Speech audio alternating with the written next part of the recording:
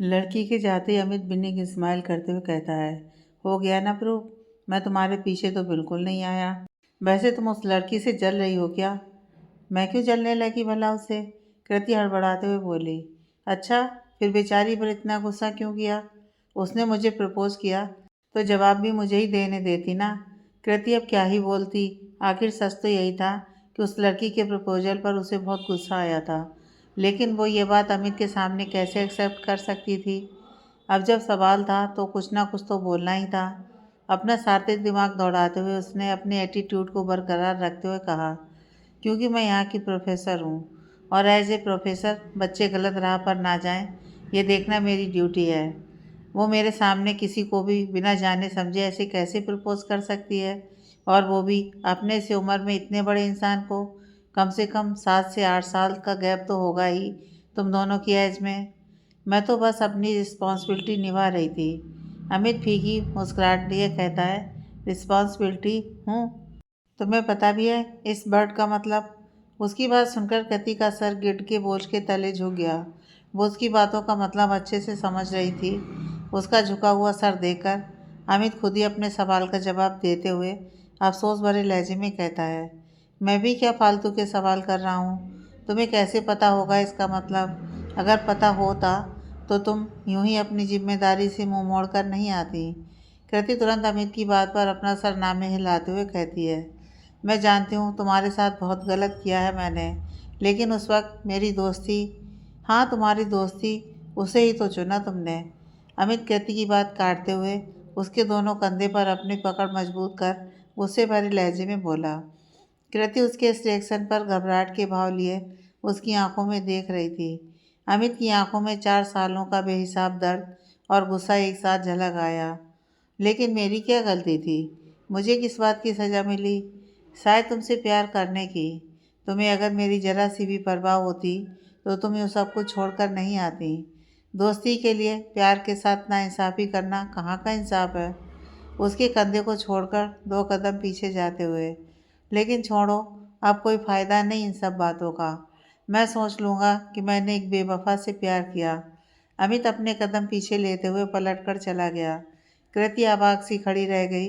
कुछ पल के लिए तो उसे समझ ही नहीं आया कि आखिर वो रिएक्ट कैसे करे, लेकिन जल्दी उसे एहसास हो गया कि आज अगर उसने उसे नहीं रोका तो हमेशा के लिए अपने प्यार को खो देगी। ये ख्याल दिमाग में आते ही वो अमित के पीछे जितना तेज हो सकता था बाहर तक भागी। कॉलेज के बाहर अमित उसे कार की तरफ जाता दिखा। वो तुरंत पूरी जान लगाकर उसकी तरफ भागी। अमित ने जैसे ही कार का गेट ओपन करने के लिए हाथ बढ़ाया, वैसे उसे अपने हाथों पर किसी की तेज पकड़ का एहसास हुआ। उसने सर हल्का टेढ़ा कर पहले अपने हाथ को देखा, फिर उसकी नज़र सामने अपनी आंखों में आंसू लिए खड़ी कृति पर गई। तुम ऐसे कैसे मुझे छोड़कर जा सकते हो? कृति रुंधी हुई आवाज़ में बोली। मैं तुम्हें छोड़कर जा रहा हूँ? सीरियसली? अमित नाराज़गी के भाव से बोला। हाँ, तुम ही जा रहे हो। मैं तो बेवकूफ़ हूँ, पागल हूँ, झल्ली हूँ, लेकिन तुम तो समझदार हो ना। फिर तुम क्यों छोड़कर जा रहे हो? कृति सिसकते हुए बोली। उसकी बात सुनकर अमित की त्योरियाँ चढ़ गईं। रियली? कृति मासूम से बच्चे की तरह अपना सर 2 बार ऊपर नीचे कर देती है। तो तुम क्या चाहती हो? आई एम सॉरी, मुझे माफ़ कर दो। आई प्रॉमिस, अब कभी सपने में भी मैं तुम्हें छोड़कर नहीं जाऊंगी। कृति की आंखों से आंसू निकलकर उसके गालों पर बह रहे थे। अमित उसके आंसू देखकर कमज़ोर पड़ रहा था। वो अपनी नज़रें उसके चेहरे से फेरते हुए कहता है, मैं तुम्हें माफ़ नहीं कर सकता। उसकी नज़रें फेरने पर कृति को अपने दिल में दर्द का एहसास हुआ। ऐसा मत बोलो ना प्लीज़। तुम जो बोलोगे मैं वो सब करूँगी। बस एक बार माफ़ कर दो। अमित ने कृति का चेहरा देखा जो रोने के कारण हल्का लाल सा हो गया था। उसका दिल पिघल गया। पक्का जो बोलूँगा वो सब करोगी? हाँ, बस एक बार माफ़ कर दो। कृति तुरंत उसकी बात पर हामी भरते हुए बोली। ओके। अमित सिर हिला देता है। हाँ? कृति नासमझी के भाव लिए। ओके, माफ़ किया। अमित उसे ऐसे देखकर वापस से कहता है। सच्ची? कृति अविश्वास से उसे देख रही थी। अब क्या लिख कर दूँ? उसकी ऐसी नज़रों से अमित चिढ़कर बोला। कृति अचानक से मुस्कुरा उठी। वो तुरंत अमित के गले में बाहें डालकर झूल गई। I love you. अमित भी मुस्कुरा उठा। वो उसे कमर से पकड़ते हुए कहता है, लव यू टू बेबी। कुछ देर बाद वो दोनों एक शांत से इलाके में कार के बोनट पर बैठे हुए थे। कृति का सर अमित के कंधे पर था। अमित ने अपने दोनों हाथों से कृति के कमर को थाम रखा था। मैंने तुम्हें बहुत मिस किया, कृति उसके कंधे पर सर रखे हुए बोली। किसने कहा था छोड़कर जाने को? अमित मुंह बनाकर बोला। अब बस भी करो ना, कहा ना गलती हो गई, कृति उदास लहजे में बोली। उसके लहजे में उदासी भांपकर अमित गंभीर आवाज में कहता है, क्या हुआ? अब तो हमारे बीच सब ठीक है, फिर तुम क्यों उदास हो? ध्वनि के लिए। उसकी लाइफ हमेशा से ही कॉम्प्लिकेटेड रही है। उसे उसके हिस्से की खुशियाँ कब मिलेंगी? कृति मुझे लहजे में बोली। अमित हल्की सी मुस्कुराहट लिए बोला, डोंट वरी, जैसे हमारे बीच सब ठीक हो गया वैसे ही भाभी और भाई के बीच भी सब ठीक हो जाएगा। Hope so. लेकिन इन सबके बीच निबी के साथ गलत हो रहा है। कौन निबी? अमित कंफ्यूज एक्सप्रेशन लिए पूछता है। इधर ध्वनि शॉक एक्सप्रेशन लिए अपने सामने बैठे शख्स को देख रही थी। आराम उस रोलिंग चेयर पर एटीट्यूड में अपने एक पैर पर दूसरा पैर चढ़ाए किसी राजा की तरह बैठा हुआ था। ध्वनि के ऐसे एक्सप्रेशन देखकर उसके होंठों के कोने हल्के मुड़े। हाउ आर यू बीबी? आप यहाँ क्या कर रहे हैं? ध्वनि के चेहरे की हवाइयाँ उड़ी हुई थीं। What happened? मुझे यहाँ देखकर अच्छा नहीं लगा। आरांस अपनी जगह से उठकर अपने दोनों हाथ जींस की पॉकेट में डालते हुए बोला। ध्वनि पहले ही जानती थी कि एक ना एक दिन ऐसा ज़रूर आएगा। इस दिन के लिए उसने खुद को तैयार भी बहुत किया था, लेकिन आज लग रहा था कि उसकी सारी तैयारी धरी की धरी रह गई हो। आरांस अपने कदम धीमे धीमे ध्वनि की तरफ बढ़ाते हुए सरकास्टिक वे में कहता है, इतने सालों बाद अपने हस्बैंड को सामने देखकर खुशी नहीं हुई तुम्हें? कोई खुशी के एक्सप्रेशन नहीं। हाउ रूड बीबी। आरांस जैसे जैसे अपने कदम आगे बढ़ा रहा था, ध्वनि वैसे वैसे अपने कदम पीछे ले रही थी। लेकिन अब जब आरांस सामने था तो ध्वनि को कमज़ोर पड़ने की इजाज़त नहीं थी। उसने अपने कदम पीछे लेते हुए स्ट्रांग लहजे में कहा, अब क्यों आए हैं आप वापस? कोई और इल्ज़ाम, कोई और दाग मेरे चरित्र पर लगाने? उसकी बात ने आरांस के कदम को ठिठकने पर मजबूर कर दिया। उसके एक्सप्रेशन बदले। चेहरे पर जो रोब अब तक झलक रहा था उसकी जगह गिल्ट ने ले ली। उसकी आंखें झुकी नहीं, लेकिन आंखों में गहराई झलकने लगी। क्या तुम उस गलत फहमी के लिए मुझे माफ़ नहीं कर सकती? माफ़? ध्वनि के होंठों पर हल्की हंसी सी उभर आई। माफ़ी गलती की होती है मिस्टर राजवंशी, पाप की नहीं। किसी भी औरत के पाक दामन पर कलंक लगाना गलती नहीं, पाप है। आरास ध्वनि की आंखों में देख रहा था, जहाँ नमी जरूर थी, लेकिन उस नमी में उसकी कमजोरी नहीं, उसका दर्द झलक रहा था। वो दर्द जो उसने शादी के बाद से अब तक सहा था। आरांस उसके करीब गया। इस बार ध्वनि ने अपने कदम पीछे नहीं किए। आरांस उसके एकदम नज़दीक आकर खड़ा हो गया। वो दोनों एक दूसरे की आंखों में झांक रहे थे। आरांस ध्वनि की आंखों में देखते हुए शांत आवाज़ में पूछता है, पाप और गलती इंसान की प्रवृत्ति है। तुम सही हो, पाप की माफ़ी नहीं होती, लेकिन प्रायश्चित वो तो होता है ना? क्या तुम्हें नहीं लगता कि इन 4 सालों में मैंने अपना प्रायश्चित कर लिया, अपनी बेटी के अस्तित्व से दूर रहकर? उसकी आखिरी लाइन सुनकर ध्वनि चौंक गई। एक बार फिर निधि को खोने का डर उसकी आंखों में झलकने लगा। बेटी? ध्वनि अटकते हुए बोली। तुम्हें क्या लगता है बीबी, तुम मुझसे मेरी बेटी की आइडेंटिटी छिपा पाओगी?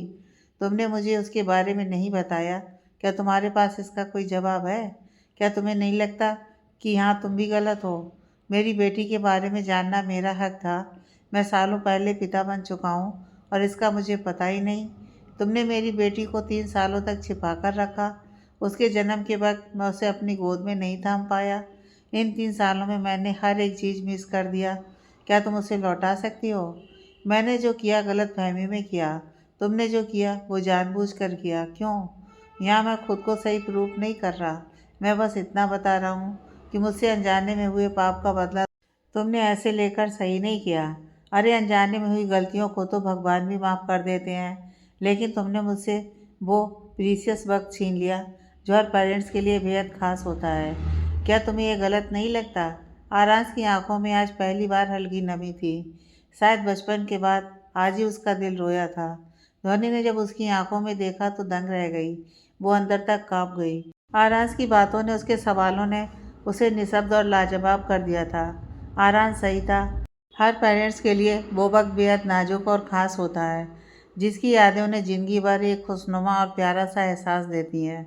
जब पहली बार बच्चा माँ चाहे पिता की गोद में आता है, उस एहसास को दुनिया की कोई शब्द बयान नहीं कर सकती। वो प्यारा सा एहसास ज़िंदगी भर के लिए उनके दिल के हिस्से में कैद हो जाता है। जब पहली बार बच्चा चलना सीखता है, जब पहली बार वो माँ या पापा पुकारता है, उस वक्त ऐसा लगता है जैसे पूरी दुनिया जीत ली हो। वो एहसास हमेशा के लिए हमारी यादों के झरोखों में कैद हो जाती है। पहला बच्चा हर पेरेंट्स के लिए बेहद ख़ास होता है, क्योंकि वो उन्हें पहली बार माता पिता बनाता है। वो नया एहसास उनके बदौलत ही तो वो जी पाते हैं। उनके लिए हर चीज़ पहली बार और ख़ास होती है। इन सभी एहसासों को कैद करने के लिए किसी कैमरे की ज़रूरत नहीं पड़ती। इन सभी एहसासों से आरांश वंचित रह गया था, जो शायद उसके पापों का ही प्रायश्चित था। आरांश समझदार था। उसने इस बात के लिए ध्वनि पर गुस्सा नहीं किया, क्योंकि वो जानता था कि यह उसके कर्मों का ही फल था। लेकिन उसने शिकायतें ज़रूर की थीं, वो शिकायतें जो वाजिब थीं। ध्वनि ने हर वो एहसास महसूस किया जिसके बदौलत वो शायद आज हैसियत में आराम से भी बड़ी थी। लेकिन हर लड़की की तरह ध्वनि के लिए इस वक्त अपना स्वाभिमान जरूरी था। वो उससे किसी भी हाल में समझौता करने को तैयार नहीं थी। उसने आरांश के तर्कों के बदले कहा, हाँ, भगवान अनजाने में हुई गलतियों को माफ़ कर देते हैं, लेकिन शायद वो भगवान है, लेकिन मैं भगवान नहीं। मैं एक इंसान हूँ, एक औरत, जिसके चरित्र पर आपने सबके सामने लांछन लगाया था। क्यों भूल जाऊँ और कैसे भूल जाऊँ मैं सब कुछ?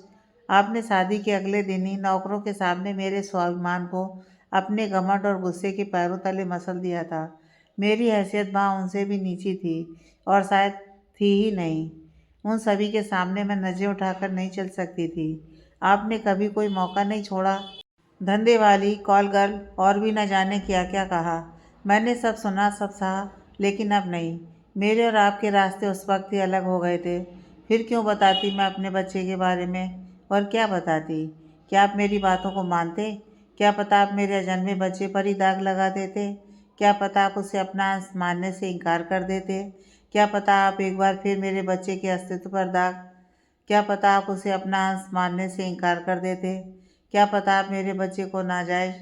बस ध्वनि, वो चीख पड़ा। उसकी चीख सुनकर ध्वनि कांप गई। आरांश की आंखों में लाल रेसे उभर आए थे। उसके हाथों की मुट्ठियां कसी हुई थीं।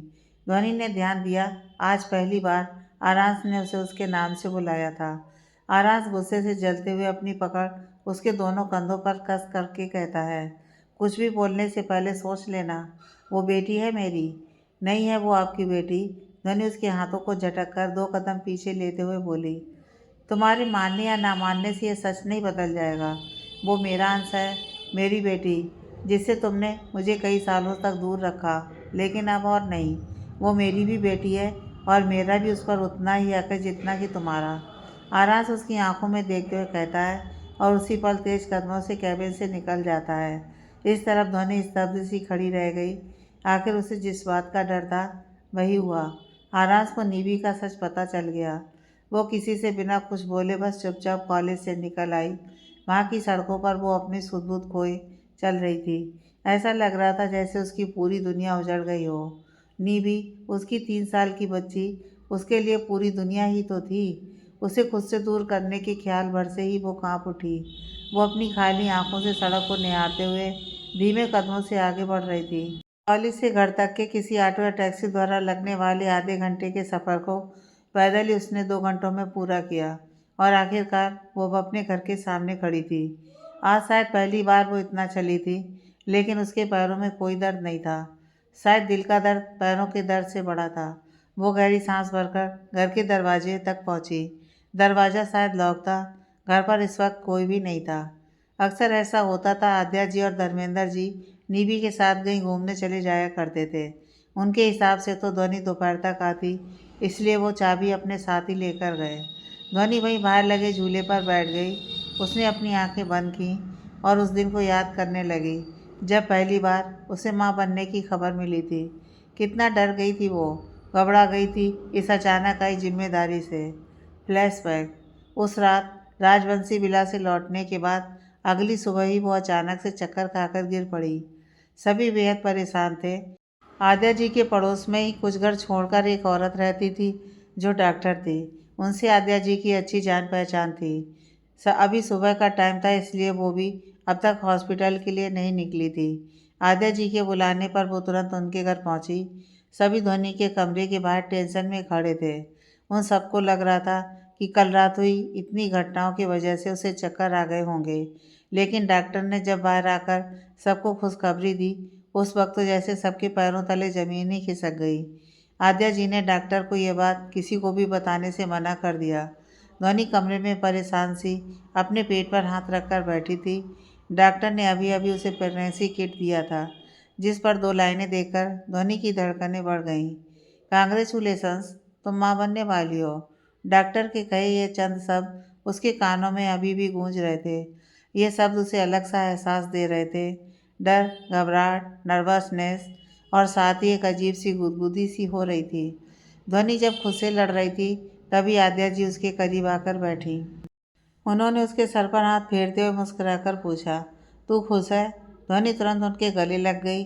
माँ, मुझे कुछ समझ नहीं आ रहा। मैं इसके लिए बिल्कुल भी तैयार नहीं थी, लेकिन लेकिन अब तुझ पर यह जिम्मेदारी आ चुकी है लाडो।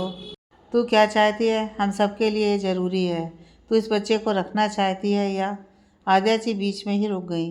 ध्वनि आद्या जी की अधूरी बात सुनकर समझ तो गई ही थी। उसे उलझा हुआ देखकर आद्या जी ने उससे प्यार से कहा, तू अपना समय ले, हम सब तेरे फैसले में तेरे साथ हैं। इतना कहकर वो चली गई। ध्वनि लगभग आधे घंटे तक गहरी सोच में घूम रही और आखिरकार अपनी ममता और स्वाभिमान के हाथों मजबूर होकर उसने उस बच्चे को अकेले पालना चुना, क्योंकि उसका दिल सिर्फ बच्चे के लिए अपने स्वाभिमान से समझौता कर वापस आरांस के पास जाने को राजी नहीं था। वो कमरे से बाहर आई।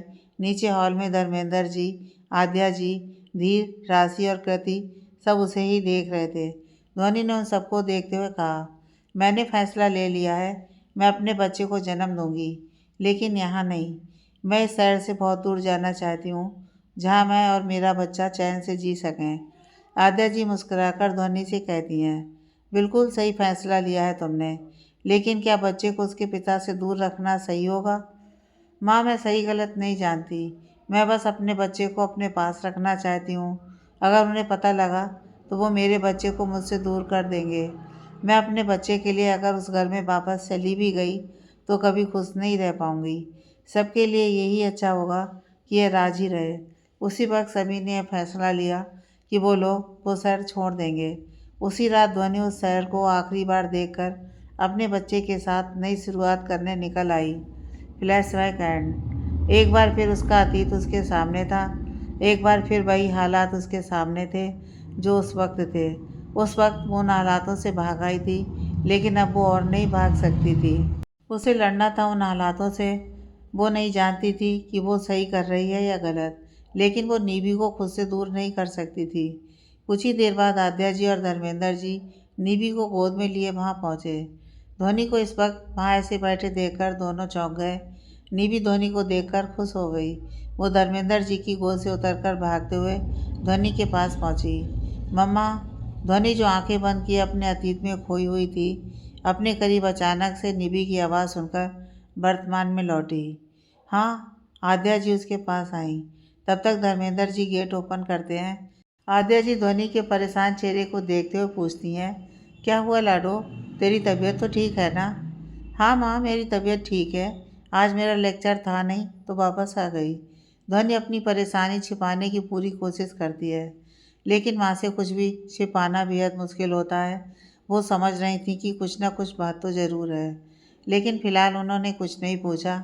ठीक है, अंदर चल। ध्वनि अपने कमरे में फ्रेश होने चली गई। कुछ ही देर बाद आद्या जी अपने हाथों में 2 चाय के कप लिए उसके कमरे में पहुंची। ध्वनि इस वक्त बाथरूम में थी। वो बेड पर ही बैठकर इंतज़ार करने लगी। ध्वनि बाहर आई। माँ आद्या जी को बैठा देखकर वो चौंकते हुए पूछती है, माँ आप? हाँ क्यों, मैं नहीं आ सकती क्या? आज मुझे अपनी लाडो के साथ चाय पीने का मन था तो आ गई। आद्या जी हमेशा की तरह मुस्कुराते हुए बोली। ध्वनि सिर हिलाकर कहती है, ऐसी बात नहीं है माँ, आप जब चाहें तब आ सकती हैं। फिर आजा और मेरे साथ चाय पी। काफ़ी दिन हो गए हमें ऐसे साथ बैठे हुए। ध्वनि उलझी हुई सी उनके पास बैठ गई। उसे समझ नहीं आ रहा था कि अचानक उसकी माँ को चाय पीने का मन क्यों होने लगा। आद्या जी ने एक कप उसकी तरफ बढ़ा दिया और दूसरा खुद अपने हाथों में थामकर एक घूंट भरते हुए बोली, क्या परेशानी है? ध्वनि वापस चौंक गई। कुछ नहीं माँ, मुझे क्या परेशानी होगी? आद्या जी उसकी तरफ देखते हुए गंभीरतापूर्वक बोली। माँ हूँ मैं तेरी, तेरे चेहरे और आंखों से सब पता चल जाता है। तू हमेशा से अपनी परेशानी छिपाने में माहिर है, लेकिन आज तुझसे ये भी नहीं हो रहा। कोई बड़ी परेशानी है? ध्वनि चाय का प्याला वापस ट्रे में रखते हुए गहरी सांस भरकर आद्या जी की आंखों में देखते हुए कहती है। वो आ गए माँ, जिस बात का मुझे डर था आखिर वो हो ही गया। आद्या जी सवालिया नजरों से उसे देखते हुए पूछती हैं, कौन आ गया? मिस्टर राजवंशी। आद्या जी चौंक गईं। क्या? उनके माथे पर बल पड़ गए। वो निधि को मुझसे दूर कर देंगे माँ, मैं उसके बिना नहीं रह पाऊंगी। वो मेरी बेटी है, सिर्फ मेरी। वो आद्या जी के सीने से लग गई। आद्या जी उसका सिर सहलाते हुए पूछती हैं, क्या ऐसा उन्होंने खुद तुझे बोला? नहीं माँ, लेकिन वो कह रहे थे कि नीबी पर उनका भी हक है और वो अपना हक लेकर रहेंगे। आद्या जी उसकी बात सुनकर गंभीर लहजे में कहती हैं, उन्होंने ऐसा ही कहा ना? नीबी को तुझसे अलग करने की बात कहाँ की है उन्होंने? देख लाडो, एक न एक दिन ये सच उनके सामने आना ही था और ये बात हम सभी जानते थे ना। तू भी जानती थी कि एक न एक दिन वो नीबी तक पहुँच ही जाएगा, लेकिन इतनी जल्दी नहीं माँ। नीबी अभी बहुत छोटी है, उसे सही गलत की समझ कहाँ है। अगर वो बड़ी होती, समझदार होती, फिर उसका जो भी फैसला होता वो मुझे मंजूर होता। मुझे लगता है तू ज़्यादा सोच रही है। अगर उन्हें नीवी को तुझसे दूर ही करना होता तो अब तक कर चुके होते। उन्हें सच्चाई पता है, फिर भी उन्होंने ऐसा कुछ नहीं किया है। जहाँ तक बात रही हक की, तो वो भी अपनी जगह सही है, लेकिन मुझे नहीं लगता अपने हक के लिए वो तेरा हक छीनेंगे। मैं बहुत बार नहीं मिली उनसे, लेकिन जितनी बार भी मिली हूँ इतना तो समझ ही गई हूँ कि वो ऐसे इंसान तो बिल्कुल नहीं है। अब तू टेंशन लेना बंद कर। ये भी तेरी भी बेटी है, तू माँ है उसकी। इतना परेशान होने की ज़रूरत नहीं है। फिर हम सब भी तो हैं ना तेरे साथ।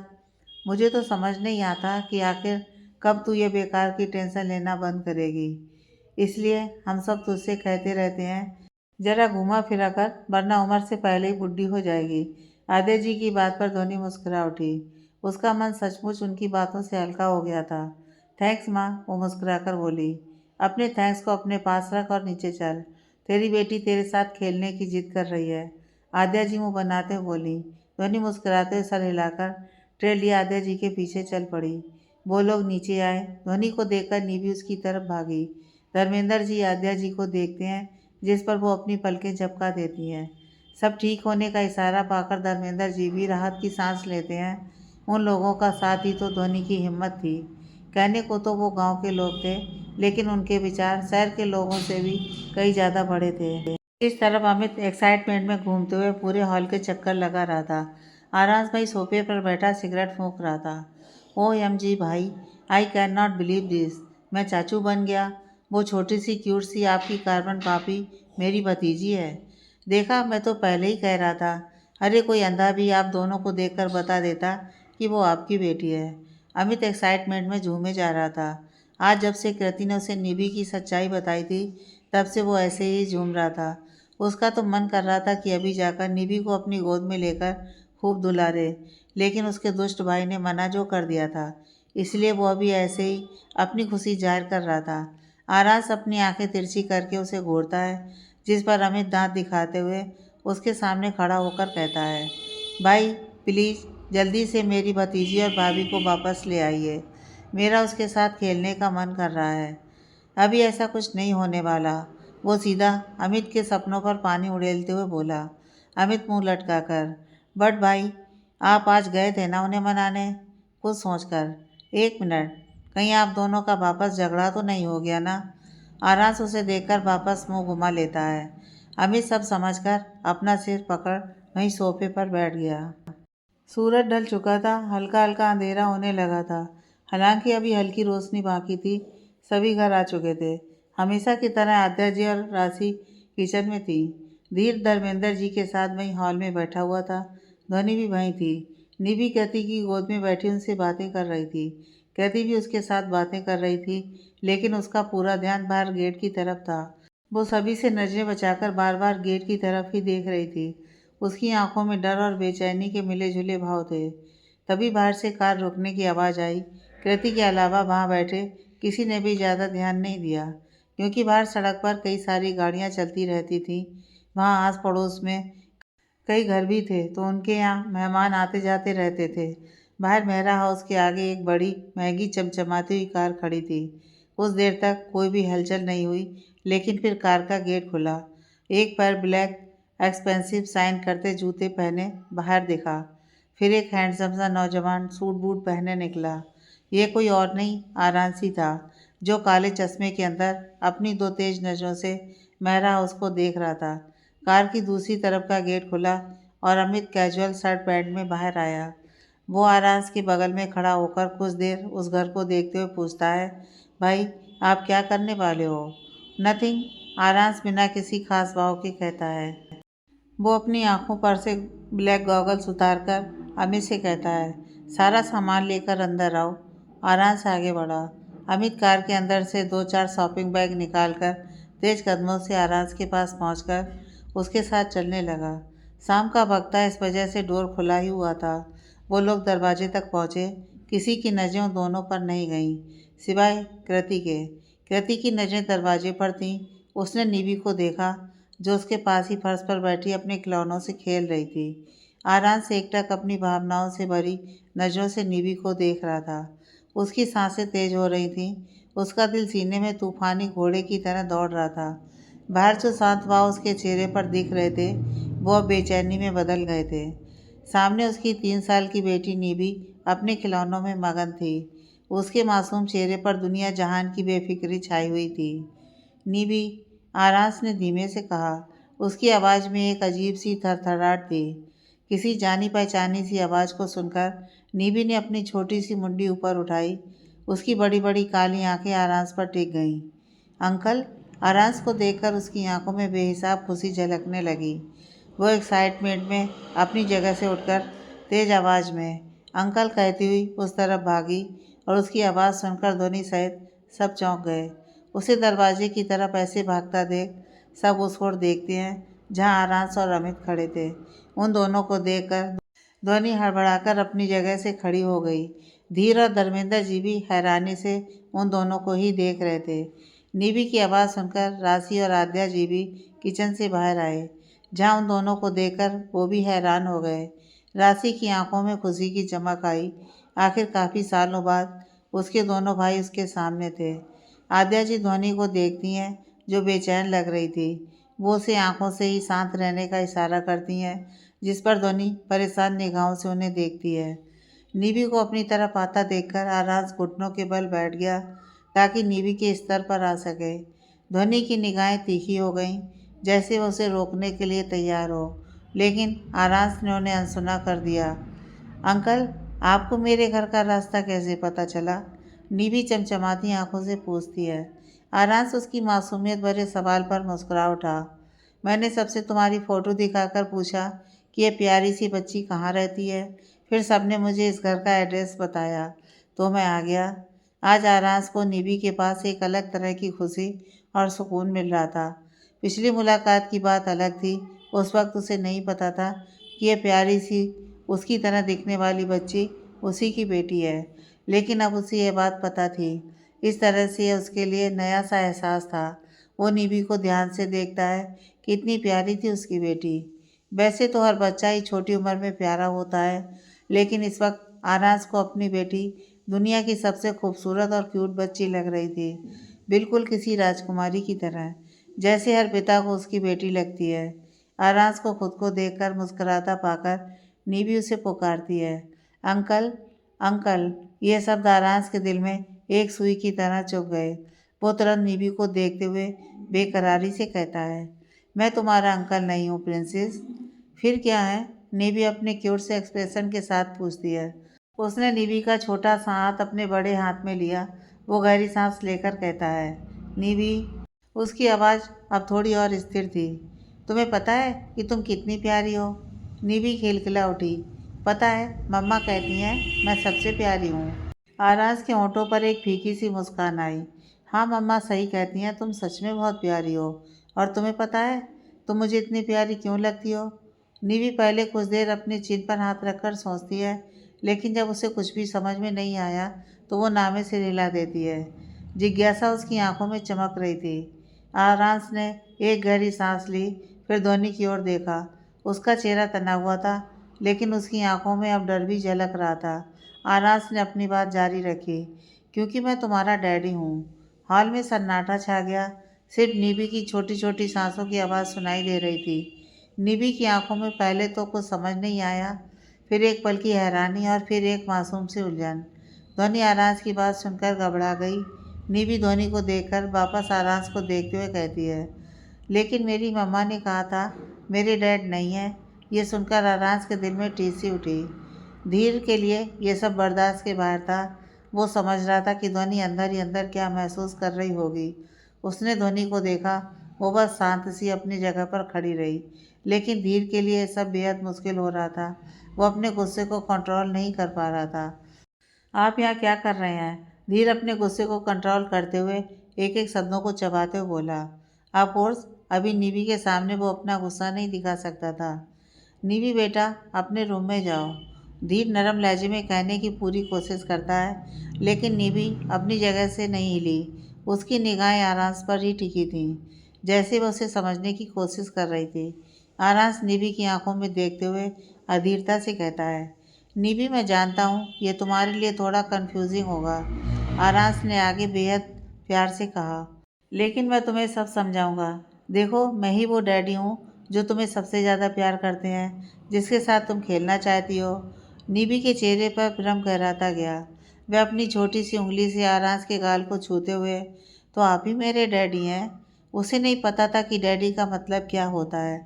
उसने अपने दोस्तों के साथ उसके डैडी को देखा था, जिसे देखकर उसका भी मन होता था कि उसके पास भी डैडी हो। आज जब आरांस ने यह बात कही, तो कहीं न कहीं निवी के बाल मन की आस जाग गई थी कि शायद सच में उसके भी डैडी हों।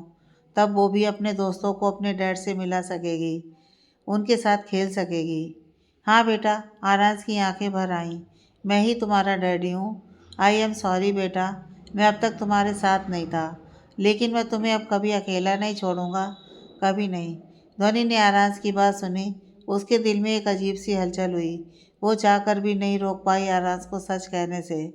हालांकि वो जानती थी कि अगर वो चाहती तो रोक सकती थी, लेकिन उसने देखा कि आरांस की आंखों में कितना सच्चा दर्द था और उसकी आवाज़ में कितना गहरा प्यार। वो जानती थी कि आरांस भले ही अच्छा पति ना हो, लेकिन उसे इतना विश्वास तो था उस पर कि वो पिता बहुत अच्छा बनेगा। मम्मा, निवी ने ध्वनि की ओर देखा। उसकी आवाज़ में अभी भी अनिश्चितता थी। ये अंकल डैड है? ध्वनि ने एक लंबी गहरी सांस ली। उसे पता था कि अब ये सच बताना होगा। निवी को भ्रमित करना अब सही नहीं है। उसने अपनी आंखों से आरांस को एक पल के लिए देखा। हाँ बेटा, ध्वनि ने कहा। उसकी आवाज़ अब नरम पड़ गई थी। ये तुम्हारे डैड हैं, तुम्हारे पापा। आप सच्ची मेरे डैड हैं? निवी आंखें बड़ी करते हुए पूछती है। आरांस हाँ में सिर हिला देता है, जिसके बाद निवी के होठों पर लंबी सी मुस्कुराहट आ गई। उसकी आंखों में खुशी की चमक थी।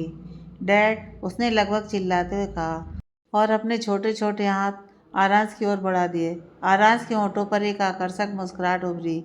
उसने तुरंत बिना एक पल की भी देरी के निवी को अपनी बाहों में भर लिया।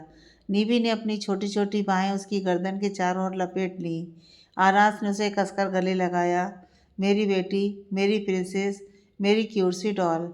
आरांस उसके माथे को चूमते हुए इतने सारे नामों से नमाज देता है। ध्वनि और बाकी सब ने यह सब देखा। ध्वनि की आंखों में भी आंसू आ गए थे। यह दृश्य इतना मार्मिक था कि किसी का भी दिल पिघल जाए। नीवी, जो अब तक अपने खिलौने में खोई थी, अब अपने पिता की बाहों में थी। आप पहले क्यों नहीं आए? मैंने आपको बहुत मिस किया डैड। आज पहली बार उसके होठों से अपने लिए डैड सुनकर आरांस के इमोशंस ओवरफ्लो हो रहे थे। वो प्यार से कहता है, सॉरी प्रिंसेस, अब मैं तुम्हें छोड़कर कहीं नहीं जाऊंगा। सॉरी एक्सेप्टेड, नीवी क्यूट सी एटीट्यूड लिए बोली। आरांस खुलकर मुस्कुरा दिया। आखिर उसे उसके अंदर खुद की ही छवि तो दिखती थी। अब मेरे पास भी मेरे डैड हैं, नीवी चहकते हुए बोली। आद्या जी नीवी को खुश देखकर मुस्कुराते हुए कहती हैं, अब तुम्हें भी अपने डैड मिल गए मेरी बच्ची। आरांस ने नीवी को अपनी गोद से उतारा, लेकिन उसका हाथ थामे रखा। नीवी उसकी तरफ देखकर मुस्कुरा रही थी। अब उसकी आंखों में कोई भ्रम नहीं था, सिर्फ मासूम खुशी थी। डैड, निवी ने फिर कहा, इस बार ज़्यादा ज़ोर से, जैसे वह इस नए शब्द का स्वाद ले रही हो। आप मेरे साथ खेलेंगे?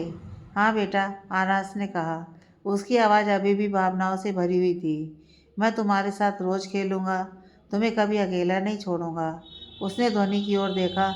उसकी आंखों से नाराज़गी नहीं गई थी, लेकिन निभी और आरास को साथ देकर उसकी आंखों के कोने में भी नमी थी। आरास को लगा कि यह उसका पहला कदम था, एक बहुत बड़ा, बहुत महत्वपूर्ण पहला कदम। उसकी बेटी ने उसे स्वीकार कर लिया था। अब उसे बस ध्वनि का दिल जीतना था, और इस लड़ाई के लिए वह पूरी तरह से तैयार था। उसने निभी का हाथ और कसकर पकड़ा और मन ही मन एक वादा खुद से किया। आई प्रॉमिस बीबी, पहले जो मैंने किया है उसे सुधार कर अपने परिवार को फिर से जोड़ूंगा, चाहे उसके लिए कितनी भी मेहनत करनी पड़े।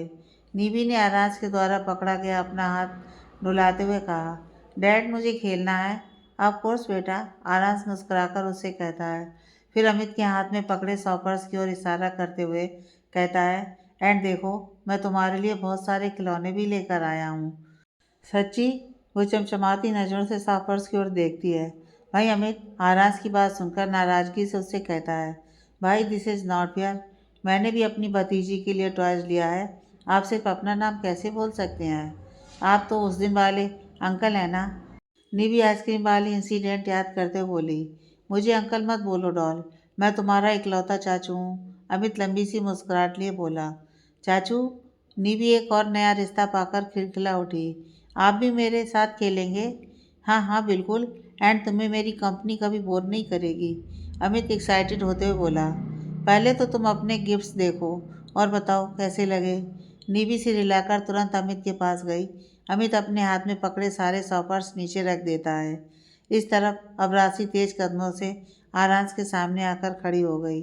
वो नम आँखों से मुस्कुराते हुए उसे पुकारती है, भाई।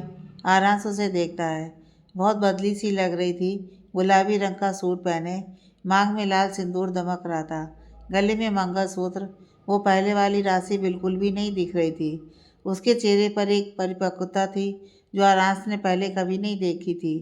वह पहले की तुलना में थोड़ी भरी हुई थी। उसके गालों पर एक गुलाबी चमक थी जो खुशहाली का संकेत थी। अब वो सिर्फ उसकी बहन नहीं, एक पत्नी भी थी। आरांस उसे इस रूप में देखकर एक पल के लिए ठिठक सा गया, जैसे समय ठहर गया हो। उसके सामने 4 साल का लंबा अंतराल था। अनकही बातें थीं और वो दर्दनाक यादें थीं जो राशि के कोमा में जाने से जुड़ी थीं। उसके होश में आने के बाद तो आरांस उसे ढंग से मिल भी नहीं पाया था। उसने जिस बहन के लिए इतना सब कुछ किया, वो ही नाराज होकर घर छोड़कर जा चुकी थी। राशि के जन्म के बाद ये पहले 4 रक्षाबंधन थे जिन पर दोनों भाइयों की कलाई सूनी रह गई। बहन के होते हुए भी वो ये 4 साल रक्षाबंधन नहीं मना पाए। आरांस उन गलत फहमियों को याद करता है जिन्होंने सब कुछ बर्बाद कर दिया था। लेकिन अब एक बार फिर खुशियों के सूर्य का उदय हुआ था। आज राशि उसके सामने थी, स्वस्थ और खुश। आरांस 2 कदम आगे आया। राशि झट से उसके गले लगकर रो पड़ी। आई एम सॉरी भाई। आरांस ने उसकी पीठ पर हाथ रखा। यह एक ऐसा आलिंगन था जिसमें 4 साल का बिछोह, दर्द, पश्चाताप और असीम प्यार समाया हुआ था। तुम ठीक हो? आरांस ने नर्म लहजे में उसके सिर पर हाथ फेरते हुए कहा। हाँ, राशि सिसकते हुए बोली, लेकिन उसने आरांस पर से अपनी पकड़ जरा भी ढीली नहीं छोड़ी। चुप, डोंट क्राई। आरांस उसको शांत करते हुए बोला, मैंने सबको बहुत मिस किया भाई। उसकी आवाज़ में हल्की सी रुलाई थी। फिर सब छोड़कर क्यों आई? गुस्सा थी तो लड़ लेती, जैसे हमेशा लड़ती थी। नाराज़ थी तो जाहिर करती, लेकिन ऐसे सबको छोड़कर क्यों चली आई? आरांस उसे खुद से अलग कर उसकी आंखों में देखते हुए बोला, जिस पर राशि की नज़रें नीची हो गईं। सॉरी भाई। इट्स ओके, तुम खुश हो? बड़े भाई का फ़र्ज निभाते हुए उसने पूछा। राशि धीरे से अपना सर हाँ में हिला देती है। उसका जवाब पाकर आरांस के चेहरे पर सेटिस्फैक्शन के भाव आए।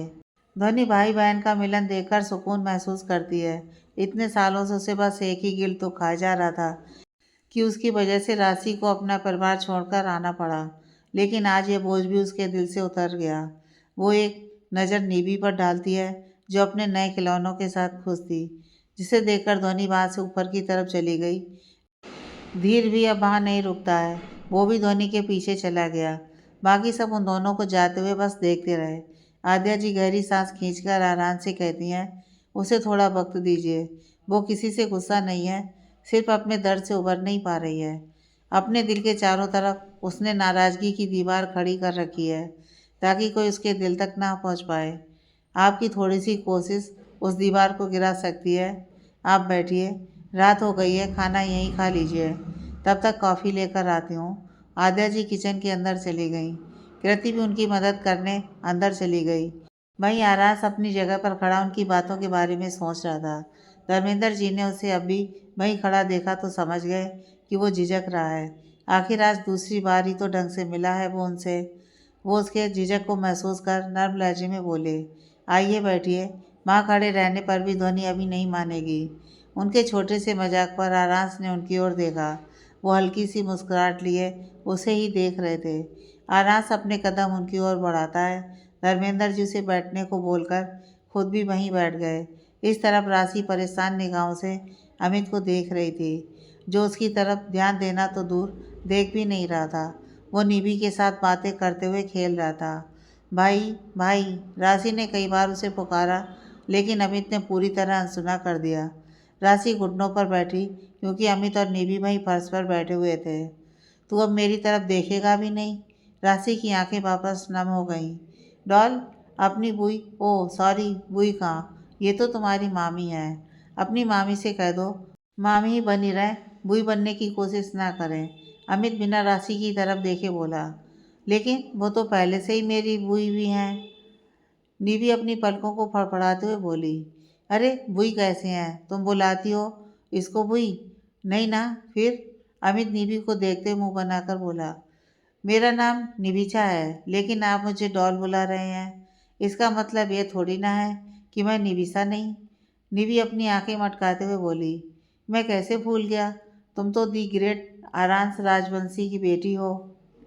तुम्हारे पास तो हर सवाल का जवाब होगा। अमित बुरा सा मुंह बनाकर बोला।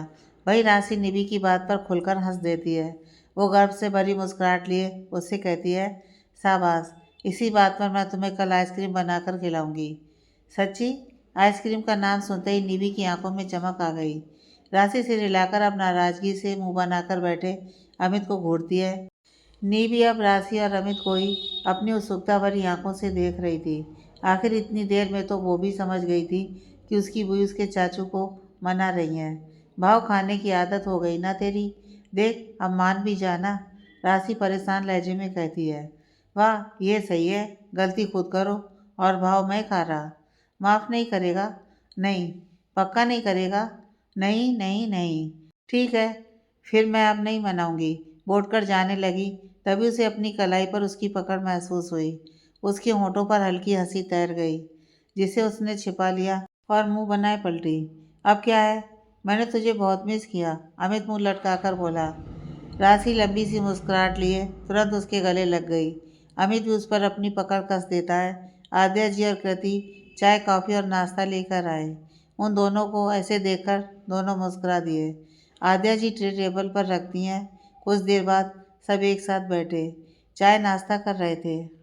निधि आरांस की गोद में बैठी थी। अब तक आरांस भी उन सबके साथ कंफर्टेबल हो गया था। राशि घड़ी पर नज़र डालकर अपनी जगह से उठते हुए कहती है, आप सब बातें कीजिए, मैं डिनर रेडी करती हूँ। मैं भी तुम्हारी हेल्प करती हूँ। कृति भी उसके साथ गई। आरांस राशि को किचन में जाते हुए देखता है। बहुत फर्क था पहले और अब में। जिसने कभी एक गिलास पानी तक खुद से लेकर ना पिया हो, वो अब खाना बनाना भी सीख गई थी और शायद बाकी के काम भी। लेकिन वो इससे खुश था क्योंकि उसकी बहन खुश थी, एक नए जीवन में थी। ये देखकर उसे महसूस हुआ कि भले ही उसका अपना जीवन मुश्किलों से भरा रहा हो, लेकिन राशि का जीवन अब उज्जवल था। इस वक्त वो लोग हॉल में ही बैठे हुए थे। आरांस को सोचते हुए आद्या जी और धर्मेंद्र जी से पूछता है, आप लोग मुझसे नाराज़ नहीं हैं? मतलब मैंने जो भी किया? धर्मेंद्र जी गंभीर लहजे में कहते हैं, ऐसा कौन सा पिता होगा जिसकी बेटी से कोई ज़बरदस्ती शादी कर ले और वो उस लड़के पर गुस्सा ना हो, उसे नाराज़ ना हो। आरांस को काफ़ी शर्मिंदगी महसूस हुई। धर्मेंद्र जी फिर आगे अपनी बात जारी रखते हुए कहते हैं, हम भी सभी पिताओं की तरह गुस्सा थे, बर्दाश्त नहीं हो रहा था हमसे। लेकिन जिस दिन हमें आपके दोस्त की क्रूरता का पता चला, उस दिन हमारी नाराज़गी भी ख़त्म हो गई। उन लोगों ने जिस तरह का जाल बुना था, उससे बच पाना शायद ही किसी के बस में हो। आपकी गलती बस इतनी सी थी कि आपने गलत इंसान पर भरोसा किया। वो गलत फहमी थी जो हर किसी को हो जाती है। लेकिन एक बात यह भी है कि आपको किसी लड़की की ज़िंदगी के साथ खिलवाड़ करने का कोई हक नहीं था। आपको अगर सज़ा देना भी था तो सीधा देना था, किसी की ज़िंदगी बर्बाद करके नहीं। ठीक है, शायद महादेव की यही मर्जी थी। धर्मेंद्र जी अपनी बात कहकर शांत हुए। तब आद्या जी आरांश को देखते हुए बोली, हम सबको ध्वनि ने आज तक नहीं बताया कि आखिर उसके साथ वहाँ क्या क्या हुआ। हम सब नहीं जानते कि आपने और आपके परिवार ने हमारी बच्ची के साथ ऐसा क्या किया जो उसके स्वाभिमान को इतनी गहरी चोट पहुँची। वो हम सबको कभी बताएगी भी नहीं। लेकिन हम इतना ज़रूर जानते हैं कि जो हुआ उसमें किसी इंसान का दोष नहीं दे सकते, क्योंकि हालात उस वक्त गलत थे। जब हालात गलत होते हैं तो इंसान खुद ब खुद गलत हो जाता है। हम भी हर माता पिता की तरह बस इतना ही चाहते हैं कि हमारी बेटी इस शादी को एक मौका दे और उसका घर बस जाए। हम आपसे बस इतनी उम्मीद करते हैं कि अब आगे आप और आपके परिवार से हमारी बच्ची को कोई दुख तकलीफ ना मिले, वरना आगे हम कोई मौका नहीं देंगे। उनकी बात सुनकर आरास अपना सिर हिलाकर कहता है, आपको आगे कोई शिकायत का मौका नहीं मिलेगा। जितनी भी गलतियां मैंने की हैं वो सब सुधार कर अपनी बीवी को वापस मनाकर लेकर जाऊंगा। इससे आगे उसे कोई दुख तकलीफ छू भी नहीं पाएगी, क्योंकि उससे पहले उसे यार से होकर गुजरना होगा। आद्या जी और धर्मेंद्र जी एक दूसरे की तरफ देखकर मुस्कुरा दिए। आखिर एक माता पिता के लिए अब इससे सुकूनदायक बात क्या होगी। वो भी अब निश्चिंत थे। राशि और कृति भी उन सबके बीच आई। खाना बन गया था और डाइनिंग टेबल पर लग भी गया था। आप सब बैठिए, मैं दीदी और धीर को बुलाकर लाती हूँ। राशि मुस्कुराकर सबसे बोली। लेकिन वो दोनों आएंगे क्या? कहीं हम दोनों हैं इस वजह से वो मना कर देंगे तो? अमित अपनी आशंका जताते हुए बोला, जो बिल्कुल सही भी था। लेकिन उसकी बात पर सर हिलाकर राशि बोली, तू उसकी टेंशन मत ले, हमारे पास ब्रह्मास्त्र है। ब्रह्मास्त्र वाट? अमित कंफ्यूज एक्सप्रेशन लिए बोला, हमारी प्यारी नीवी, उसकी बात उसके मामा और मम्मा दोनों ही नहीं टालेंगे। राशि मुस्कुराकर नीवी को देखते बोली, हे बनी, चलो तुम्हें एक्टिंग करनी है। कृति आराज की गोद में बैठी नीवी को देखते हुए बोली, हाँ चलो मासी। नीवी आराज की गोद से उतरते हुए एक्साइटमेंट में बोली, जैसे उसके लिए रोज़ का मज़ेदार काम हो। राशि और कृति नीवी को लेकर ऊपर की तरफ गए। दीदी, आपने उन्हें सच कहने से रोका क्यों नहीं? धीर नाराजगी से ध्वनि को देखते हुए कहता है। ध्वनि उदास सा चेहरा लिए अपने बेड पर बैठी हुई थी। वो धीर को देखते हुए आंखों में कई सारे भाव लेकर बोली, मैंने पहले ही एक पिता को उसकी बेटी से दूर रखकर पाप किया है। अब जब उन्हें सब पता है, फिर मैं उन दोनों को दूर रखकर उन्हें कैसे तड़पने देती। और आपका क्या दीदी, आपने अपने बारे में नहीं सोचा? धीर उसकी बात सुनकर उसके पास बैठते हुए बोला। ध्वनि हाँ में सिर हिलाकर कहती है, सोचा है। आज मैं अगर उसे सच नहीं भी बताती, फिर भी एक दिन वो बड़ी होती और अपने पिता के बारे में पूछती, तब मैं क्या कहती? अगर उसे तब सच पता चलता कि मैंने जानबूझकर उसे उसके पिता से इतने सालों तक दूर रखा, तब कहीं वो मुझसे नफरत करती तो मैं क्या करती? अभी उसे सच बता देना ही सबके लिए सही था।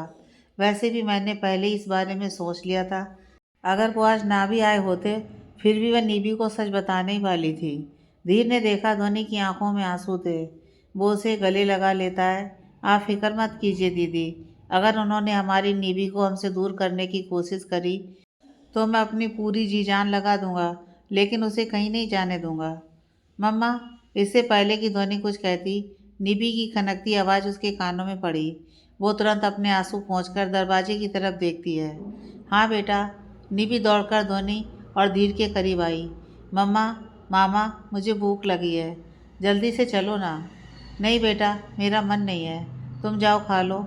आज तो तुम्हारे डैड भी तुम्हारे पास हैं, वो खिला देंगे तुम्हें। ध्वनि फीकी सी मुस्कुराहट लिए बोली, नहीं मम्मा, मुझे आप दोनों के साथ खाना है। नीवी जिद करते हुए बोली। नीवी बच्चा जिद नहीं करते ना, आज डैड के साथ खा लो, कल से मम्मा के साथ खाना। हाँ, ध्वनि उसे समझाते हुए बोली। नीवी उसकी बात सुनकर बेड पर चढ़कर उसके पास बैठ गई। अपने दोनों हाथ सीने पर फोल्ड करते हुए नाराजगी से बोली, फिर मैं भी नहीं खाऊंगी। नीवी, ध्वनि उसकी बात सुनकर परेशान होकर उसे पुकारती है। जब तक आप दोनों नहीं चलेंगे, मैं भी नहीं जाऊंगी। वो ध्वनि को और धीर को देखते हुए बोली। ध्वनि और धीर एक दूसरे को देखते हैं, फिर लाचारी में अपना सिर हिला देते हैं। ओके चलो, ध्वनि बेड से उतरते हुए बोली। आप? निधि धीर को अभी भी बेड पर बैठा देखकर पूछती है। हाँ बाबा, चल रहे हैं। धीर भी उठकर खड़ा हो गया। इधर गेट के बाहर कृति और राशि एक दूसरे को हाई फाई करके उन तीनों के बाहर आने से पहले नीचे भाग आईं। सभी डाइनिंग टेबल पर बैठे हुए थे। अमित उन दोनों को भागते हुए आता देखकर पूछता है, क्या हुआ? वो दोनों चमचमाती आंखों से सबको थम्सअप का इशारा करती हैं, जिस पर सब चैन की सांस लेते हैं।